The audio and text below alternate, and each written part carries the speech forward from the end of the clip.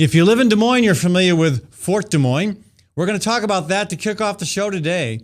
There is a fundraising campaign underway because of the site's significance, not just historically in the broader context of our history, but also in relation to the African American community and how important that fort was regarding the early efforts to try to make our country more racially inclusive. We're going to talk about that today. We've got a bunch of other things to cover as well. We'll kick the show off in just a couple of minutes.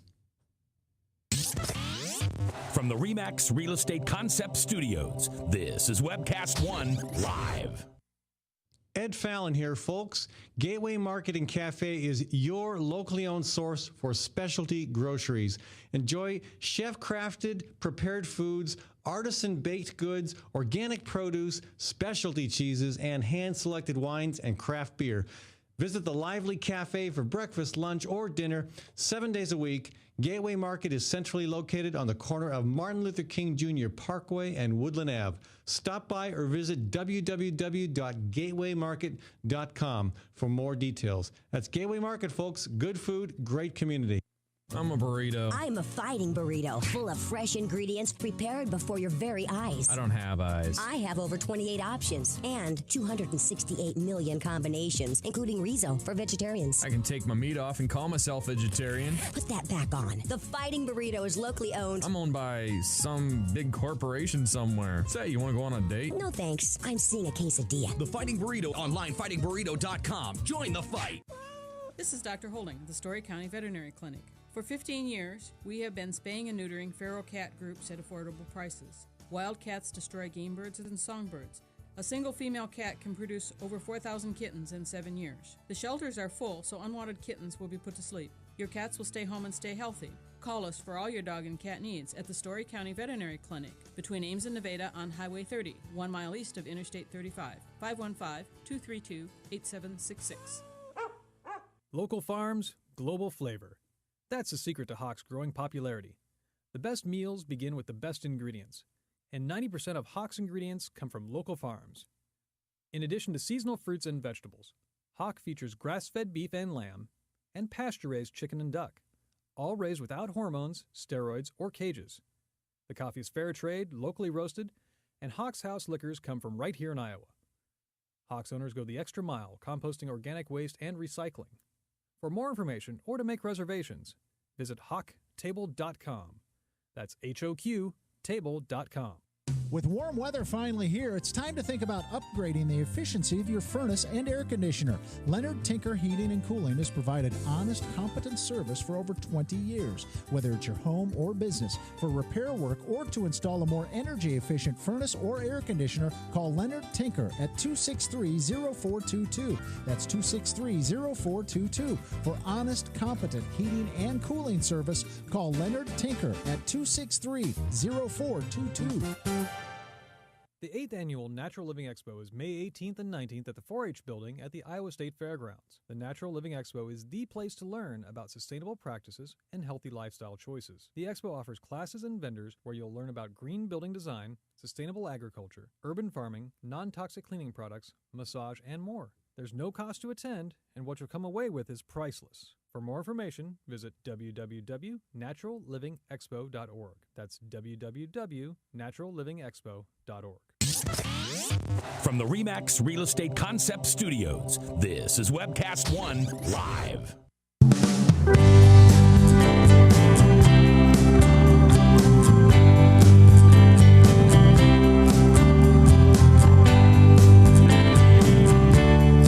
Thank you, Brother Trucker, for that tune downtown, kicking off our conversation today on the Fallon Forum. I want to thank the Iowa chapter of the Sierra Club and Physicians for Social Responsibility for sponsoring this program. And I want to thank Gateway Market for their contribution to making this segment a reality. I want to remind folks, if you are if you're listening to this program on KHOI 89.1 in Ames. It is rebroadcast this week at 5 o'clock on Wednesday. If you're planning to listen to the show on KPVL in Northeast Iowa, it is rebroadcast at 7 p.m. on Wednesday. So welcome to the Fallon Forum, and we are going to talk about a bunch of issues here today, folks. We're going to talk about Rand Paul. You know, is this guy the savior of the Republican Party, or is he going to tank his own political future by being rather candid in some ways and rather confusing in others. We're also going to talk about a crazy situation here in Des Moines, and maybe you've had this in your towns as well, where the police responded to a hoax call with basically a bomb squad and really kind of traumatized a family that was totally innocent. We'll talk about that today as well. We're also going to talk about the ruling on Monsanto, again, ruling in favor of Monsanto, coming against an Indiana farmer. Later in the program, Gene Basinger is going to join us. We're going to talk a little bit also about the new appointee to the state auditor position, David Vaught retiring, of course, to take another job, and Governor Branstad appointing somebody who has not raised any eyebrows yet. We'll see where that goes. And we're going to talk a little bit about Obama allegedly targeting the IRS. Let me say that. The IRS allegedly targeting certain groups, nonprofit groups with the names Tea Party or something like that in their title, and Obama, challenging them on it. So we'll see where that goes politically. But right now, I think it's a non-issue. But we're going to talk about it a little bit nonetheless. In the studio with me is Hal Chase and Jeremy Malley. They're with Fort Des Moines. And Fort Des Moines is a fascinating place with a great history and a rather unique history. And you guys are involved with the campaign to raise awareness about that history and also to raise some funds to support moving it forward.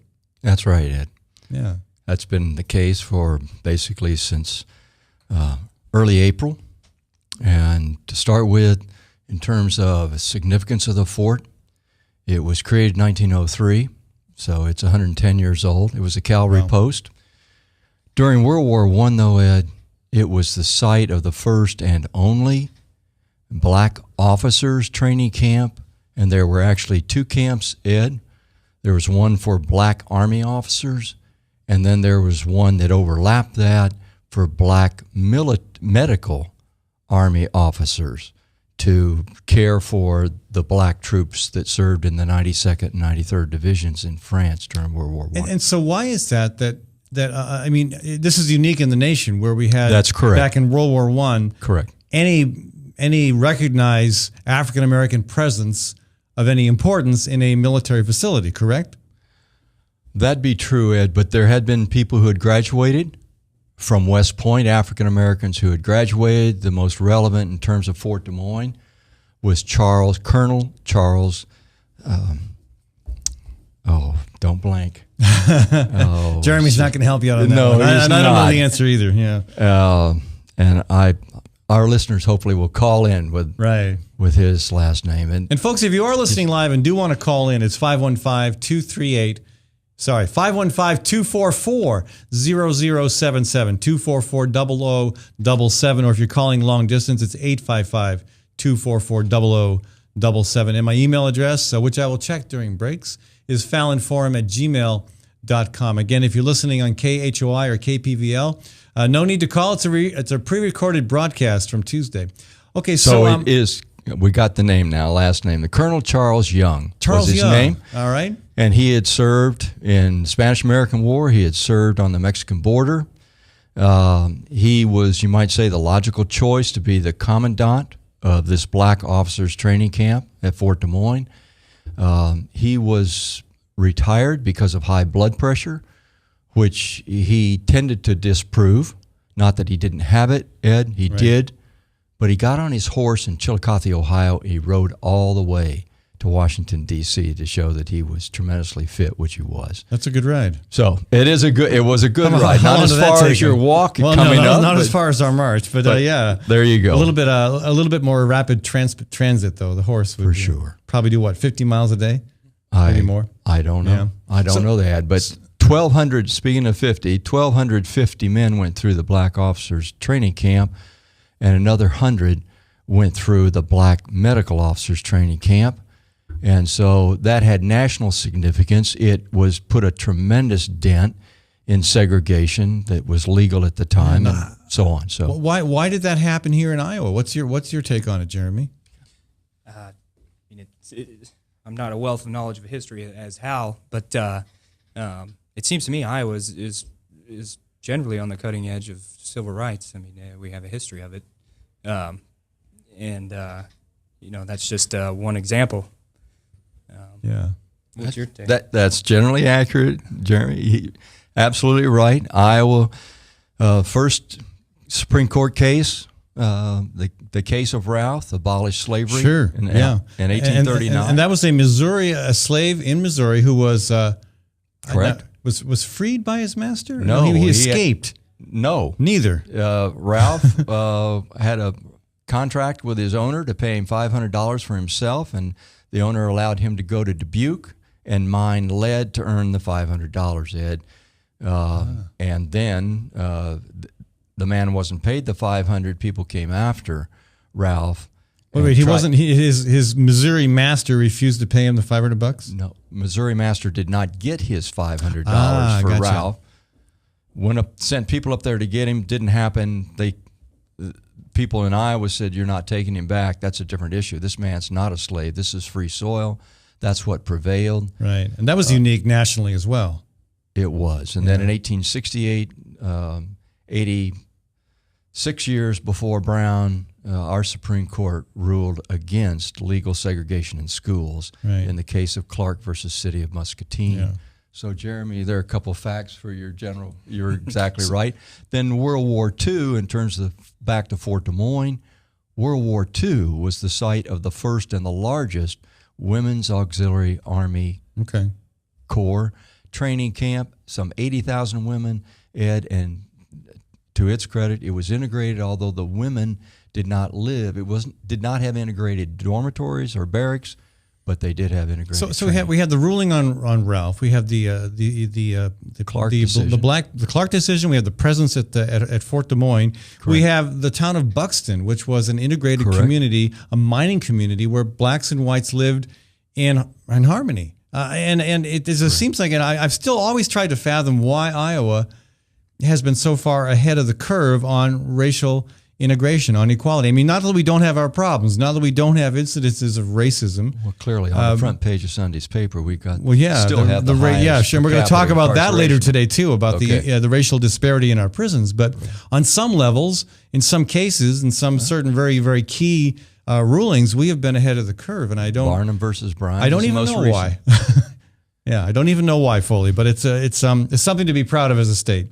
Absolutely. My short answer to you, Ed, and your listeners is Iowa is really a genuinely merit-based culture. You know, if you're good, you're honest, you're decent, you're hardworking, then you should benefit from that. Yeah. And they take people as they are and how they behave. So that's what's sometimes known as prairie populism. Yeah. So we'll see. Yeah, well, and I like the term prairie populism. Okay. Yeah. So now again, you're raising money. Your goal is to raise $25,000, and specifically for what purpose? Well, first and foremost, we need to get out of the hole, as you call it. We need to pay off, get some utilities current. We have some back taxes we need to pay. Back taxes at Fort Des Moines itself? There are some accrued payroll taxes that we need to pay, and then also a line of credit. It's hard to raise money for payroll taxes. Yes. But I mean, if people believe in the cause and know how these things sometimes work, you know, maybe that's those were order of importance more than the amount. I mean, the line of credit and the utilities is really what we need to get current. And then once we do that, we're hoping to get enough funds to allow us a few months to have some breathing room so that we can develop a strategic plan going forward so that we don't come to this situation again, where you have to lay off staff and reduce hours to the public. So we really came here today, though. That's the hole we were in. We've stopped digging. Good. And so far, Ed, I'm very grateful to say the people that we've talked with, everybody has so far told us that they're supportive, they pledging this or that level of financial commitment. So we're more than halfway to the goal that we have set for ourselves. And we have made some payments. And are we current? No, but we're certainly a lot better off than we were 6 weeks ago, Ed. Now Fort Des Moines is also is part of the correctional system we have here in Central Iowa. That is not part of the Fort Des Moines Museum. Right. Okay. That's the point I was going to make too, because people sometimes combine the whole thing in their minds. But but you're in the same general grounds. We are. I'm going to guess we have 3 acres or so there from the museum itself. From the whole Army thing. Post Road all the way to the chapel, if you know that. Right.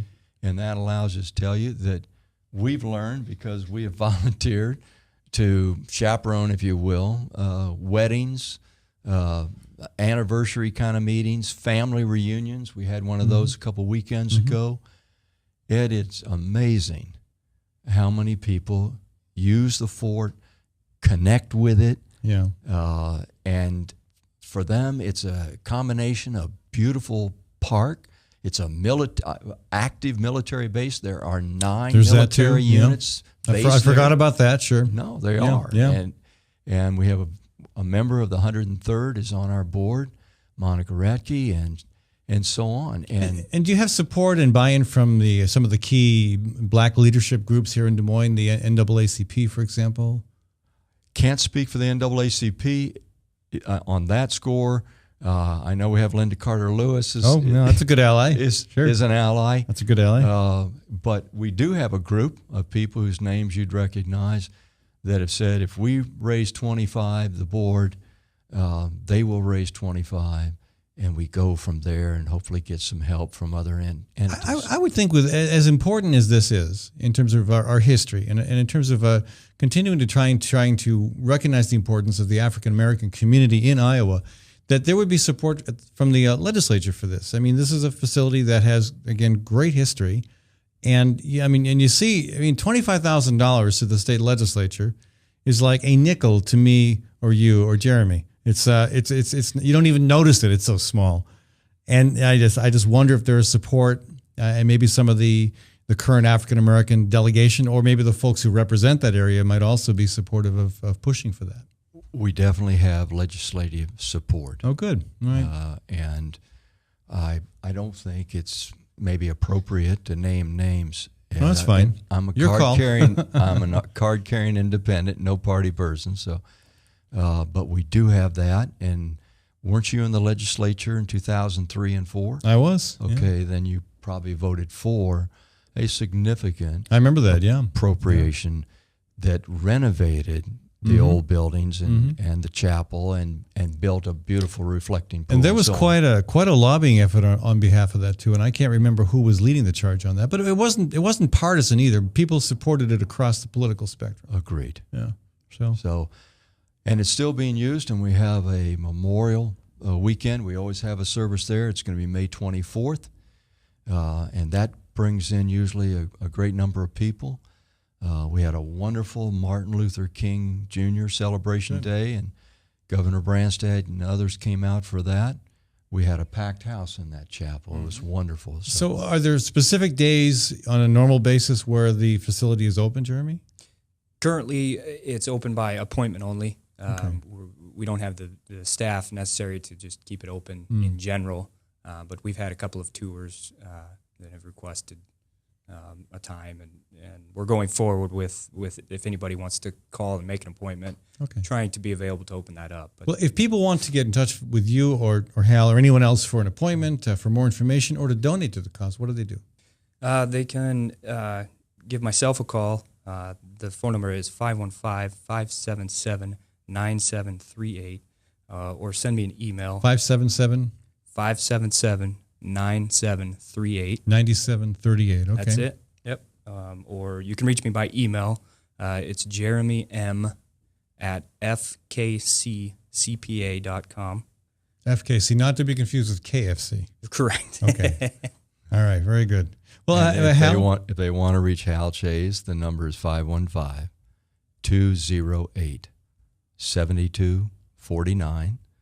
And the email address, easiest one I think for people to remember, is hschase, C-H-A-S-E, @dmac.edu. Right. Very good. Because I taught there for 23 years. Yeah. Well, hey, thank you so much, both of you, for joining us. We're going to take a short break here, folks. When we come back, we're going to talk about Rand Paul.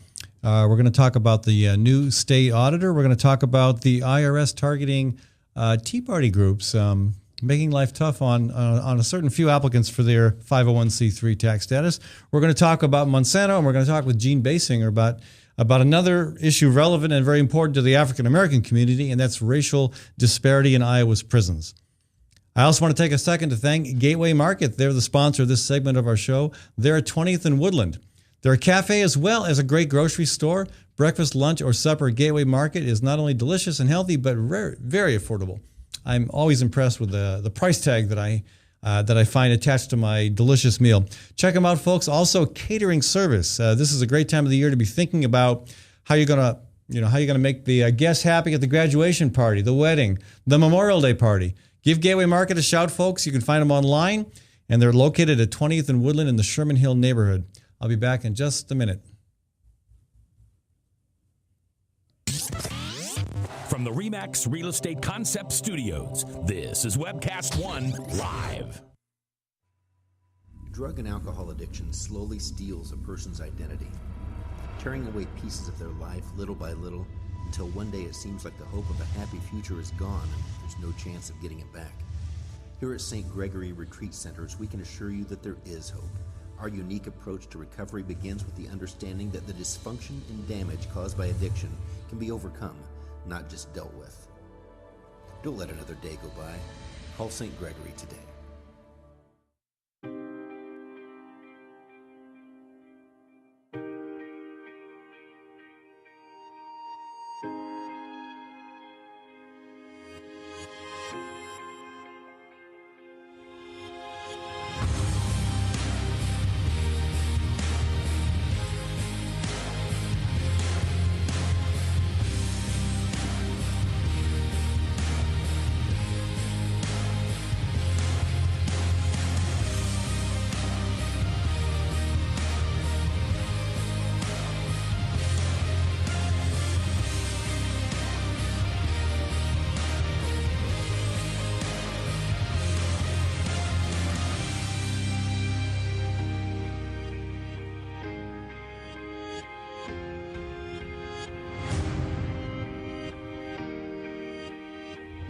The dawn of a new era begins.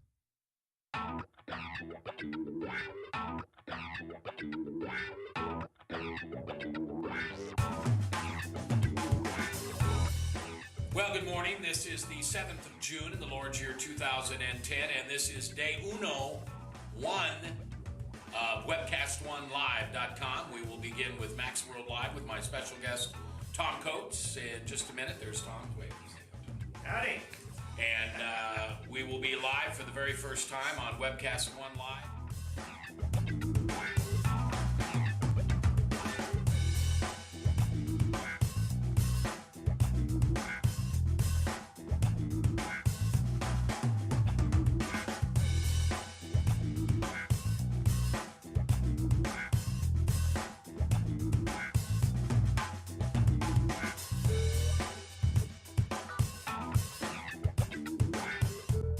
Someday we're going to look back on this and say, gosh, remember that old day in history? Wonder where Walter Cronkite was. He must have been around hanging there too. But actually, it's the beginning of Webcast One Live. And thank you for listening. Thanks, Rob Spearman, and everybody who's put together this project together. And we're ready to go live now. So thanks for listening to MaxWorldLive.com.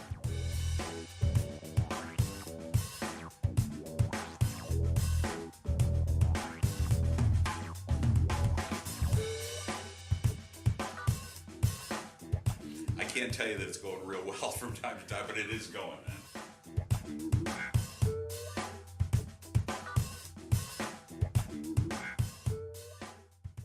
Last year, the Immigrant Entrepreneur Summit attracted over 460 people from 43 countries. This year's summit is November 9th at Drake University. Every year, more than 100 companies are formed by summit attendees. This year, 15 seminars will be taught answering questions like, what do you do when the IRS audits your business? Register now for this year's Immigrant Entrepreneur Summit online at iesusa.org. That's IESUSA.org. Located in the heart of Beaverdale, Tally's offers speedy and affordable rooftop lunch, catering for events both large and small, innovative cuisine, as well as vegetarian and gluten-free menus. Come to Tally's for live music, dry-aged steaks, Sunday brunch, and all-you-can-eat ribs every Monday night. Tally's Restaurant, Bar, and Catering at 2712 Beaver Avenue. Call 279-2067. That's 279-2067. Times are tough, and most people are just trying to make their cars last a little bit longer. That's why you should know about Sargent's Garage in Des Moines. You can trust Sargent's to make the right diagnosis and give you a fair price. Whether it's a routine oil change or a major repair, Sargent's always does outstanding work. So don't give up on that old car just yet. Call Sargent's Garage at 246-8149. That's 246-8149 for Sargent's Garage. Nestled in the heart of downtown, Ritual Cafe is one of Des Moines' most unique places, offering a wide variety of coffee and tea. Ritual Cafe also serves the only all-vegetarian menu in town.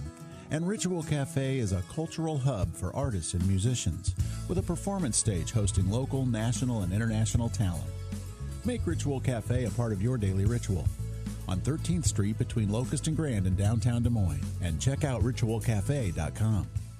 The 8th Annual Natural Living Expo is May 18th and 19th at the 4-H building at the Iowa State Fairgrounds. The Natural Living Expo is the place to learn about sustainable practices and healthy lifestyle choices. The expo offers classes and vendors where you'll learn about green building design, sustainable agriculture, urban farming, non-toxic cleaning products, massage, and more. There's no cost to attend, and what you'll come away with is priceless. For more information, visit www.naturallivingexpo.org. That's www.naturallivingexpo.org. I love driving to Newton to see the races. Me too, but I only have to drive across town. You live in Newton? Yep, Newton's got small town charm and it's close to Des Moines. I love the safe, friendly neighborhoods and family-owned businesses. And Newton's wind energy industry is really taking off. How'd you find your home? Dan Kelly with First Choice Realty. And Dan helped me find my office too. Next time, instead of just speeding by, I'll stop in and check out Newton. Why don't you check out Newton? Call Dan Kelly at 641-521-9260 or Dan Kelly at mchsi.com. From the RE/MAX Real Estate Concept Studios, this is Webcast One Live.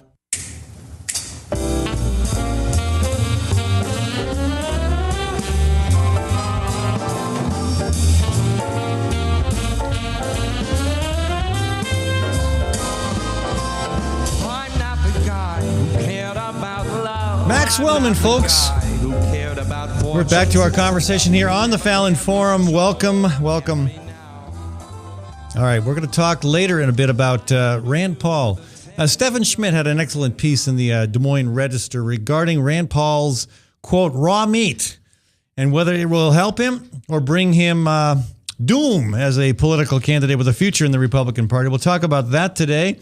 We're also going to talk about the standoff at a home in the north side of Des Moines that led to incredible trauma for the family involved, who were entirely innocent because the thing was a hoax. We'll talk about that. We'll also talk, unfortunately, again, every day I like to report on the latest gun tragedy, and there's no day that goes by where there isn't one. We'll unfortunately talk about that. We'll talk a little bit about Monsanto and their little bit of lovejoy from the Supreme Court. Also talk about the new state auditor. Interesting situation there. And also the IRS targeting some conservative groups that use the word Tea Party in their title. We'll talk about that. But first, we're going to go to our phone lines and welcome Jean Basinger to the show. Jean is an advocate for criminal justice here in Des Moines and has worked statewide. In fact, Jean, welcome to the program. Thank you. Now, we've got we just got done talking with two gentlemen about Fort Des Moines. And in the course of that conversation, we had ample discussion about the many ways in which Iowa has been a leader in racial equality, a leader in helping to recognize the importance of the black community and an integrated black community. Yet in Iowa's prison system, we have a horrible disparity between the population of the prison that is African American and the population in Iowa generally. I mean, blacks are 2 or 3% of Iowa's prison population, and yet just under 3%. Just under 3%, and in Iowa's prisons they are about 30%? 26%. 26%. Mm-hmm. So, and there are those who say, well, that's just because they're behaving badly and they deserve to be arrested.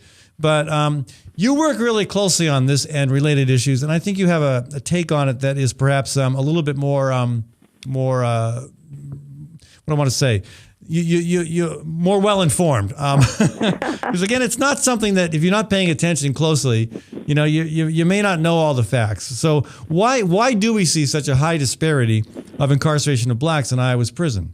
Well, for one thing, the police tend to be in areas where there are a lot of African Americans. They're not cruising through my neighborhood out here on 48th Street. And so that's one reason. Also, usually African American defendants are poor and they can't hire a good lawyer.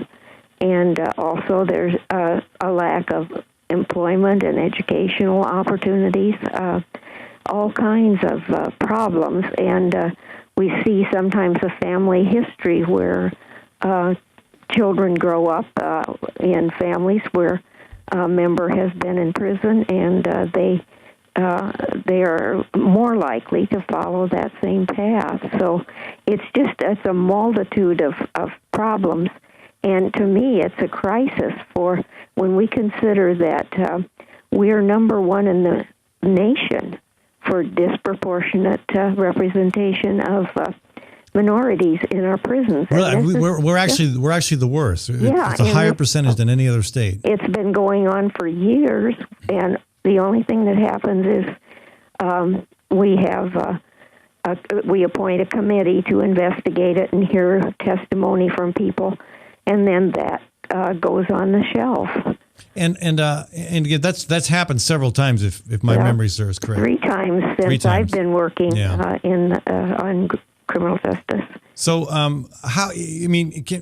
again, part of the problem is it's for some people, again, it's hard to identify why this is happening. Well, and another major reason is the disparity between the sentencing for crack and powdered cocaine. Now, wasn't that changed back in the late 90s? Well, it has been changed, but it's still 1 to 10. As far as the ratio goes of the sentencing. I thought it was equalized. No. No. No. Okay. Several years ago, I remember voting for legislation, but actually it bothered me because instead of lowering the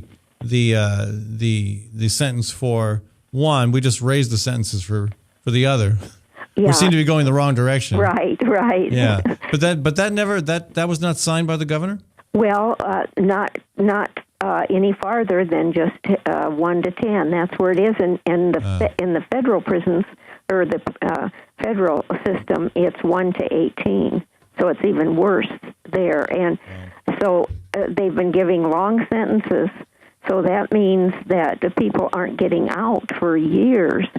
And we need to look at substance abuse, drug abuse as a health problem, not a problem of criminal nature. Well, and a related problem is that we have these work release centers that have been built, yet they sit empty because the funding to staff them has not been appropriated.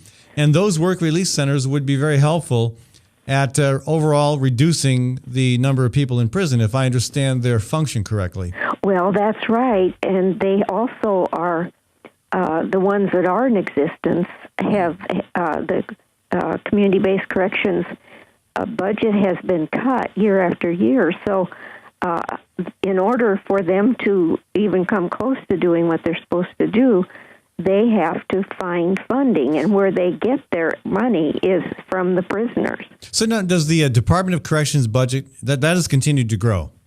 Yes, and yet the funding for community-based corrections, again, funding that would both relieve prison overcrowding and also probably reduce the rate of recidivism. I mean, community-based corrections are proven to be effective at reducing the number of people who end up back in the prison system. So I mean, where's the problem? Is the Department of Corrections not requesting adequate funding for community-based corrections, or is the legislature just preferring to put more money into more incarceration? Well, I think that the tendency is to give more money to the prisons. And here in the 5th Judicial District, we have a special problem because the money is divided up, as I understand it, equally among the districts, but Des Moines has far more people that they are supervising than the other judicial districts, so that's just not fair. Now, how well do you know the district boundaries around the state, Gene? For example, is Ames in its own district, or is that part of the 5th Congressional District? Yeah, it's not in that. As I understand it, it's not in Des Moines district. Okay, I'm not very good about that, remembering that kind of thing. Does that fare a little bit better in terms of that issue? I don't know. I really can't say, but I think that. I'm trying to think. The person that's in charge up there, they have their own directors, so I'm sure Ames and Des Moines aren't together because they have different directors. Now, I know State Senator Rob Hogue has fought quite a articulate and protracted battle to try to secure funding to open and staff the work release centers. Yes, it seems.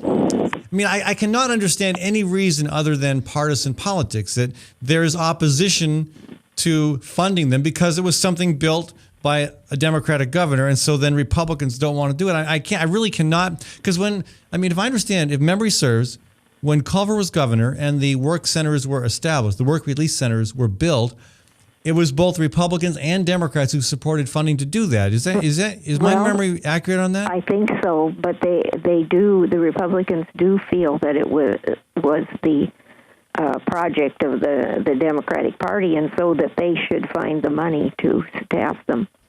But another problem with our legislature is that they keep creating new crimes by law and enhancing penalties on existing laws. What are some of the new crimes? Well, there is one that sticks out this year, and that's called the Clumsy Cop Bill. Maybe you're familiar with that. Clumsy Cop Bill? Yeah, if someone that's being arrested by or transported by a law officer, and that person takes the communication device from the officer, then that is a crime.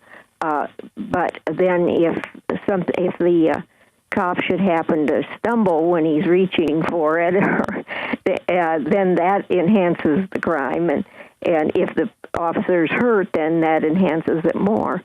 And here again, where are the officers? Where do they tend to be? They tend to be in the lower income neighborhoods, and so that's a real problem. We were terribly disappointed that the Democrats went along with putting that. Was that just this year that passed? Yes. So it remains to be seen what kind of effect it has on prison and jail crowding. And we then launched a campaign to get the governor to veto that.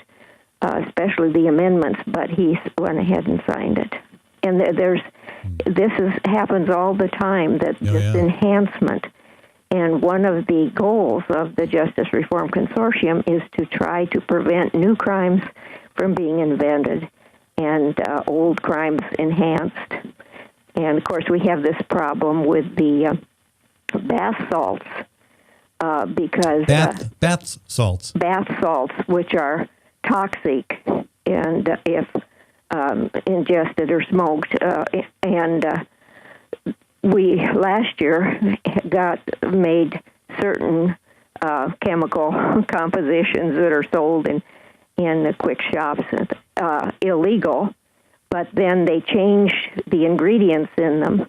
And then I'd never heard of the bath salt problem. This is totally new to me. Well, I need to get out more. It's mostly young people, and but you see, you can't outlaw everything because there's so many things in our world that if we decide to smoke them or eat them or something, they're toxic, and we can't make all these things illegal or make it a crime. Right. But it's an easy sell in a campaign brochure. Oh, it is. I'm tough on crime because I voted for this bill. I mean, when I ran for Congress, gosh, I mean, a reasonable vote on a sex offender bill that was that has since been proven to have gone way too far and been totally ineffective and extremely expensive. I mean, everybody agrees on that now. Right.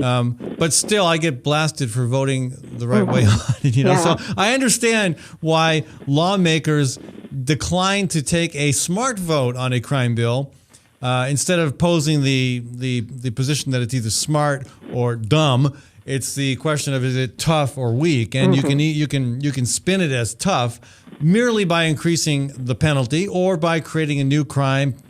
I mean, I don't know. I don't know where it ends. I do know that a few years ago, State Senator Keith Kryman was leading the effort to totally rewrite the criminal code, and that seemed to have promise to me. Of course, Kryman was defeated in an election by just about 10 or 20 votes, I believe it was. It was very close. But I don't know. Has that effort been abandoned? Well, it's pretty much died out because they started out by moving a few things around and eliminating a very few minor things, and then it's never really moved forward. Yeah. Yeah. Well, Gene, there's always so much to talk about. There was a very good piece in the paper this week, an editorial by the Register itself, and a guest opinion piece by David Drake regarding this issue. Right, and, those were excellent. Yeah, and that was appreciated, and again helpful at continuing to get people to think about what we're doing. It just seems to me anymore that there are so many people in prison. What, 8,000 or 9,000 here in Iowa? Let me see. Yeah, about 8,700. 8,700. Mm-hmm. And more and more. Everybody knows somebody who's been in prison, right? Or you have a family member. I mean, even people who are thoroughly upstanding citizens, or folks who've been in prison who have become upstanding citizens. It just seems like we got to be getting to the critical point where there's enough constituency to demand a more reasonable and more fiscally responsible approach to criminal justice. Yeah, and I think we've got to get off this war on drugs, which is such a terrible failure. Yeah. And we just need to be recognizing that people who have a problem with substance abuse need help. Right. They don't need to be locked up. Well, Jean, thank you for your work with Iowa Cure, and that stands for Citizens United to Reform Errants, I believe? The Rehabilitative Errants. Okay. And you're also associated with the Justice Reform Consortium. Right. Yeah. And again, an excellent group that does maintain a lobbying presence at the state capitol. And that presence is appreciated because sometimes we wouldn't even know what was happening with some of these amendments and bills without them getting back to us. Right, so, that's for sure. Jean, I really appreciate the work you do and for you taking the time to talk with us today. Well, thanks for calling me. All right, thank you, Jean. Okay, bye-bye. All right, speaking of crime, folks, when is a crime not a crime? Well, I guess when it's a hoax.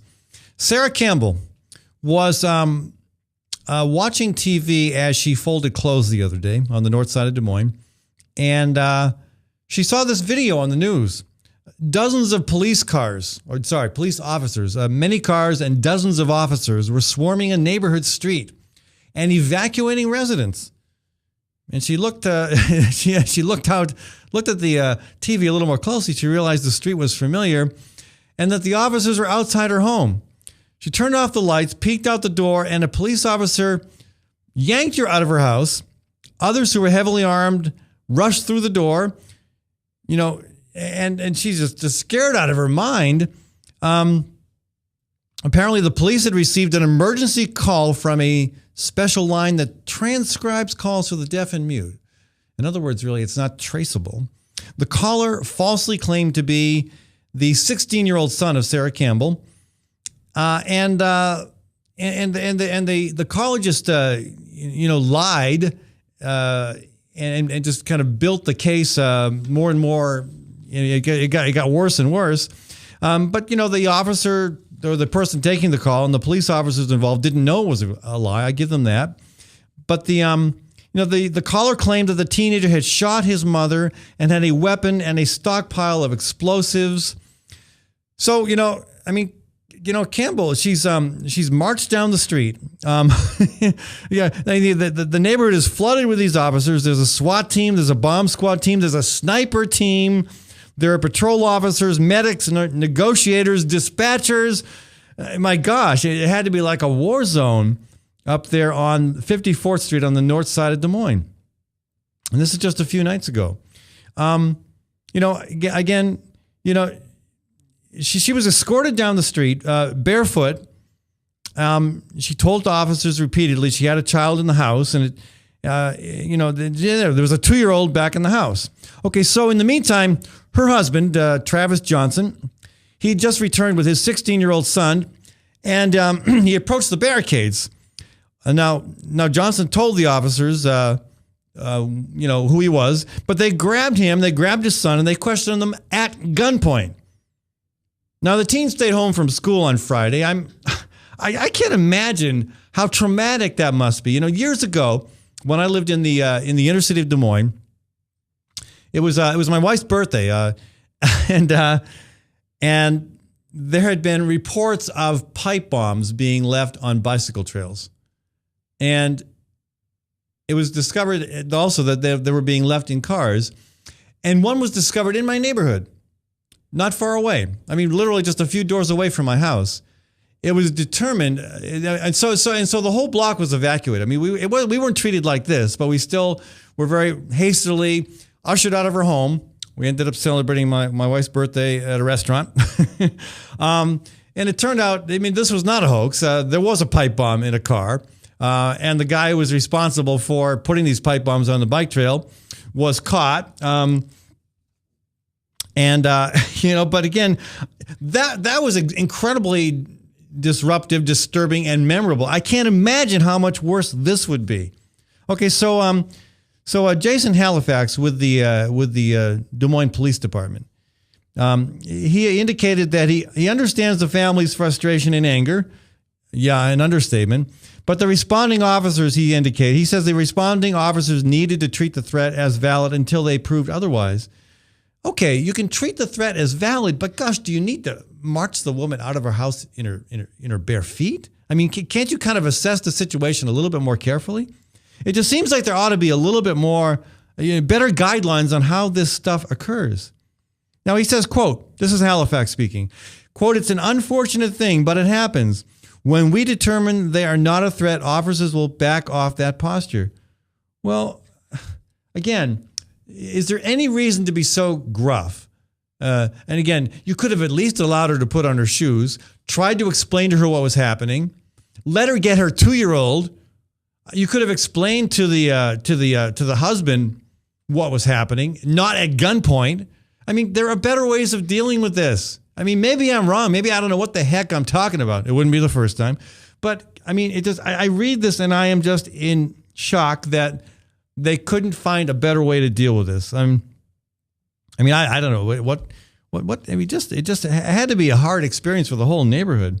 Okay, the closing the closing comment in this story says the family said they wanted to know how the caller got their address and their son's name.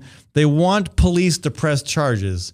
It still remains to be seen if police will place charges and against whom. But again, I understand that it may not be possible to catch the culprit, but I do believe the police department will try to do that. But my point is mainly, you need some guidelines on this. You don't just come in crazy, guns flashing without even explaining what's going on. I mean, I think the police department in Des Moines and maybe elsewhere as well, maybe in your town as well, needs to think about a few issues. Again, maybe this is, I've never seen this happen in Des Moines. Maybe it's happened somewhere else in Iowa. Maybe it's never happened in Iowa. But the other issue that came up recently that I think the police department needs to be thinking about a little bit differently is high-speed chases. I mean, we have had high-speed chases that have killed people here in Des Moines. We had one again. I mean, my former residence was a pretty exciting place at times, including a van driving through the side yard, being chased by police, taking out a fence, actually 2 fences, a cabbage patch, an entire fire escape through one side of a shed, out the other side of a shed, finally into a dumpster where it stopped, across a playground on the way to doing all of that, which it could have been really tragic if kids had been playing there. And, this guy was wanted for a drug charge. I mean, do you really need to have a high-speed chase because some drug user tries to get away from you. And then in the process risk, killing innocent people. And in this case, destroying 2 fences, a cabbage patch, a garage, and a fire escape rather. I think high-speed chases need to have more guidelines, and I think these kinds of calls and this kind of response need to have better guidelines. All right. More on crime. Again, every day in the newspaper. Every day in nearly every major city newspaper, you could probably find a story like this. This one is from Iowa. Oftentimes I share with you stories from elsewhere in the country. An Iowa teenager has been convicted of shooting his mother. This is up in Clarion, Iowa, north of Ames. An Iowa teenager shot his mother 22 times last year. He was convicted of second-degree murder Monday, as jurors rejected his insanity defense, but opted for a less severe verdict than what he could have received. Again, this did not happen recently, but the ruling is just out. And, the ruling is not unreasonable. I mean, we just got done talking about prison reform, sentencing reform, but I think Gene and perhaps others would agree that somebody who, shoots their mom 22 times, that's probably a dangerous person that needs to be in prison. Again, the kid was just 13 years old at the time. But, my question is, and again, every situation is unique, and you can't just generalize it. But where the heck did he get the weapon? Why was it not locked up? Do you really want weapons like that lying around a house when you've got a kid in your home that, in his defense, he used an insanity plea. If he's that, unstable, do you want a loaded weapon laying around the house where he can grab it? And again, there's no simple answer to this, but there is clearly something that needs to be done on the issue of guns. All right, we need to wake up, folks. We can't just continue to go ahead as we are and not pay any attention to the fact that we have a major problem. All right, so what's next here on the docket? Well, David Vout moving on as the state auditor, and I actually get along with Vout fairly well. I think at times he was more partisan than he should have been, but I worked with him on trying to secure greater clarity, openness, accountability on the Values Fund. Again, he's responsible for money, and there was a lot of money coming out of the state coffers into the Values Fund. The Values Fund was a form I call it corporate welfare. Others call it subsidies for businesses. Again, not to be confused with Vision Iowa. Vision Iowa was a smaller pool of money that went to public amenities all across the state. Values Fund was a larger pool where bigger amounts of money went to corporations and sometimes a handful of smaller businesses around the state. And we worked on trying to establish some accountability. So Vout is moving on. He's got a brighter rainbow somewhere else for him. And so the appointment made by Governor Branstad, maybe it surprised some people, but it's Mary Mosselman, who will be no stranger to folks in Story County. She was appointed this week by Governor Branstad. She will serve as Iowa's state auditor. She's a certified public accountant. She was Story County Auditor and the County Commissioner of Elections from 2001 to 2010. And until recently, she had been the Deputy Iowa Secretary of State. So she's moving over from Matt Schultz's office to her own office. Again, I've never heard, I don't know, maybe folks know her better than I do. I've heard her name before. I certainly have. But I don't have anything in my memory banks that's either very positive or very negative. Maybe that's good. Maybe folks have their own story. I do think this is interesting. This sidebar note is interesting that Tom Courtney, a state senator from Burlington, on Monday sent a letter to State Auditor Mary Mosselman, the new auditor, asking her to investigate the use of federal HAVA money, that's Help America Vote Act money, by Secretary of State Matt Schultz.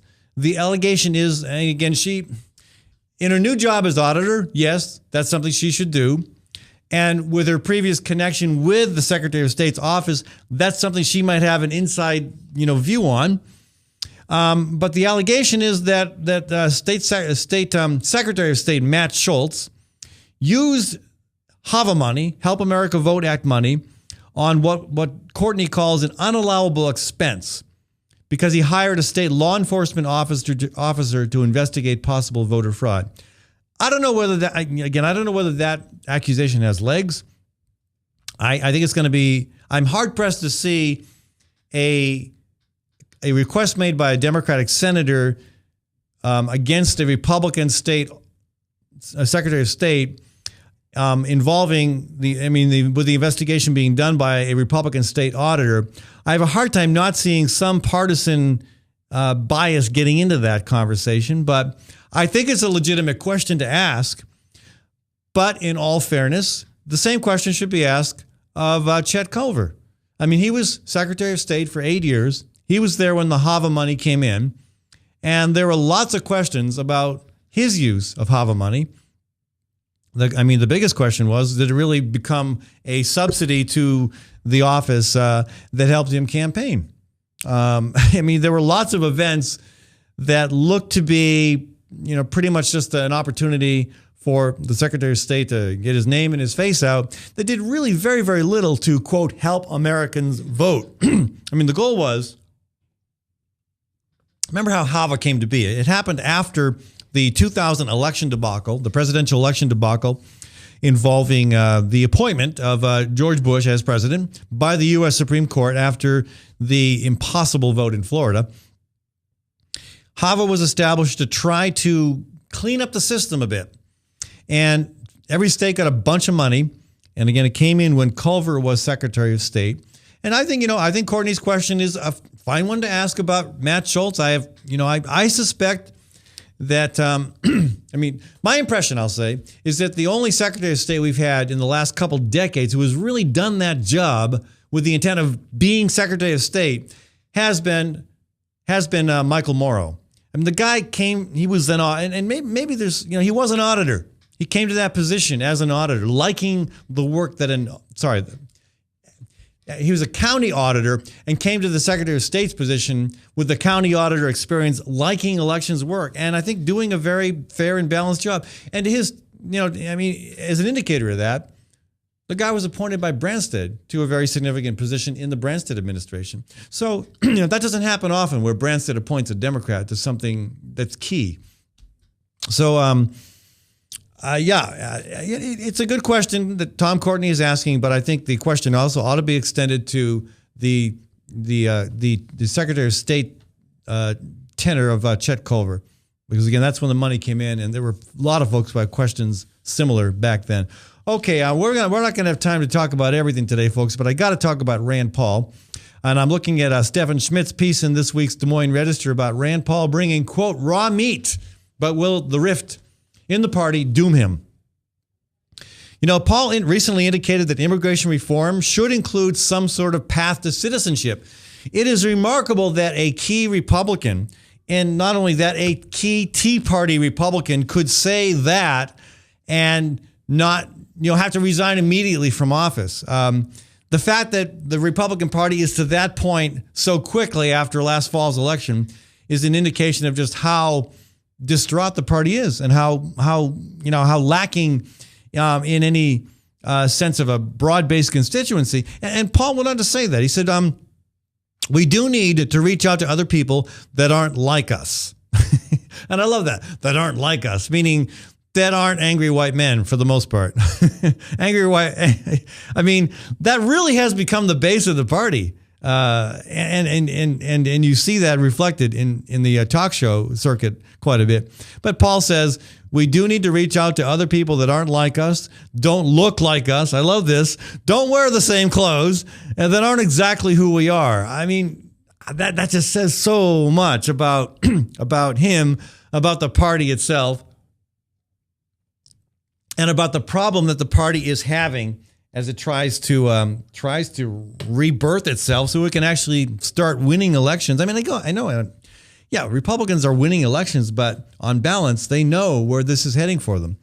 I wish the Democrats would have a similar wake-up call and begin to think about how they can become a party that is more in touch with people who aren't like them. In the case of the Democrats, I would say aren't like the country club crowd that seem to dominate the direction that the Democratic Party goes. Anyway, that's another conversation. Schmidt points out an interesting fact about Steve Deace, who raked Paul over the coals for deviating from the GOP's conservative principles. And again, the word conservative, come on. There's nothing conservative about what most of the hardcore, Republican, folks believe in these days. It's not conservative at all. It's pretty darn reactionary, and it's pretty out of step with where Republicans have been in years past.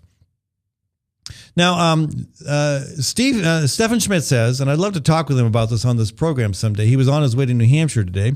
He said, quote, one of the big challenges the GOP faces is talk show conservatives. And that's a big wing. That's a big element of the party. He goes on to point out how Steve Deace bashes Terry Branstad. Deace bashes Branstad so bad I'm embarrassed for Deace at how silly he looks for what he says about Branstad. Now, I'm a Branstad critic. I criticize the guy all the time. I've said regularly I don't think the guy has any empathy for poor people, among other things, or the environment for that matter. But Deace's criticisms of Branstad look foolish. And when he began writing for the Des Moines Register last year, the first column he put out was so childish and so it was like a string of name calling. It was childish. It was silly. It was mean and ugly. So bad the Register just canceled. They didn't run it. He went ahead and published the column on his website. And when I read it, I said, "Oh yeah, I totally see why Register editors decided to ixnay this and to cancel the offer of actual paid submissions from Deace to the paper." But he does this regularly on his program, and his program it's 50 stations around the country. He's Schmidt says he's becoming, quote, one of the go-to guys for the national print and broadcast media on hard right political issues. He calls the Branstad wing of the Republican Party the Karl Rove / Doug Gross faction. And I do believe there's another wing to the Republican Party, or ought to be at any rate. You've got your Christian conservatives, and again, not all Christian conservatives are alike. You've got those that are just totally focused on sex, the family leader, whether it's abortion or gay marriage. That's their focus, their obsession. I know plenty of Christian conservatives who are much more concerned about their ability to homeschool their kids, about where their food comes from, about the influence of special interest and big corporate interests on government. A lot of things that I share concerns with. There's that wing, there's that element of the Christian right as well that I think is starkly different in terms of their focus than what you see among the family leader types. And we have to make that distinction. And yeah, the Branstad, Karl Rove, Doug Gross faction, as Stephen Schmidt points out, that to me is the hardcore business, the corporate element of the Republican Party. They're really not free market Republicans. They like lots of money. Doug Gross was all over the state trying to get money for lake development, which was really just another aspect of helping him and others with nice big homes on lakes that should just be left to be rivers and streams. But there is also a third element of the Republican Party is the folks that traditionally believe in smaller government, believe in responsible spending, believe in personal liberty. And that message, if the Republican Party can get back to that message, maybe they'll actually go somewhere. Again, I'd love to talk with Stephen Schmidt more about this. There's a lot to be said about this. And again, I think he's right on when he points out the power of conservative. He calls it conservative. Again, I call it reactionary talk radio. That element is so significantly influential these days. I mean, you cannot get through the AM dial, even the FM dial, without hearing about what's going on in the minds of the right-wing talk show hosts. Anyway, folks, thanks for joining me today. I appreciate it again. If you're listening to the show on KHOI or KPVL, You can always tune in live every day, Monday through Friday, 12 noon to 1 noon. 1 noon. What kind of silly talk is that, Maddie? 12 noon to 1 o'clock on FallonForum.com. It's on my website, FallonForum.com. Again, thank you for tuning in.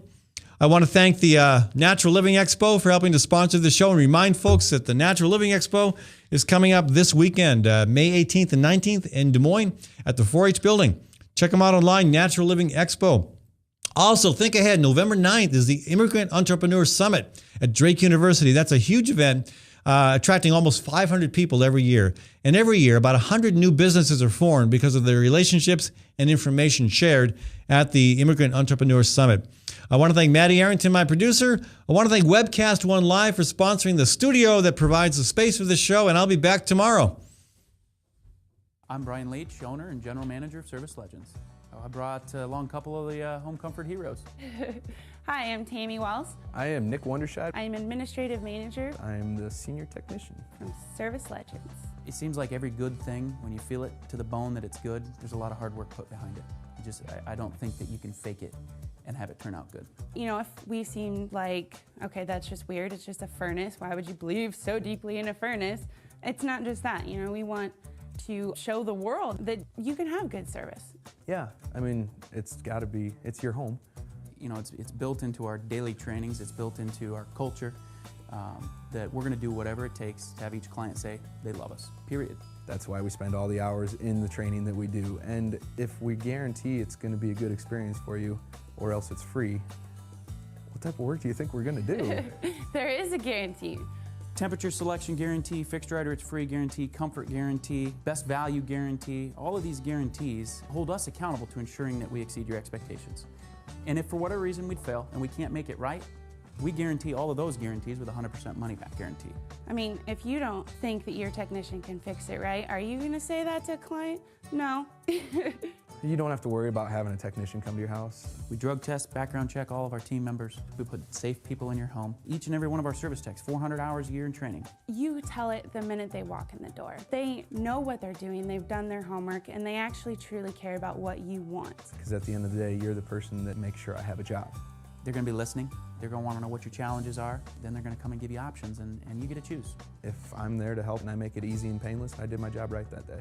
Well, when it comes to your comfort, safety, and your family, you know, you don't necessarily go buy the most expensive, but you get the most bang for your buck. Oh, it's worth it, because there's a lot of people that will find a way to get it to work right now and then leave and then come back, charge you again, and the cycle just repeats itself. So when I'm out there looking at the furnace, I want to find why it failed today. How can we change the part today with something that you're not going to have to worry about?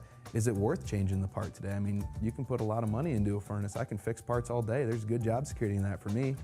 But is it the right thing for you? I get a lot of the phone calls of after the technicians are there. They're just in awe. They're like, wow, you guys are great. I mean, I don't even know what to say. You guys are great. Everything you did was perfect. It was great. Keep going, though. I like this. Just give us a try. I'm going to take all the risk. I've got the time to make this right. I've got the support to make it right. Just check us out. And if you don't see the value in what we do, I mean, fixed rider, it's free or 100% money back. Enough said.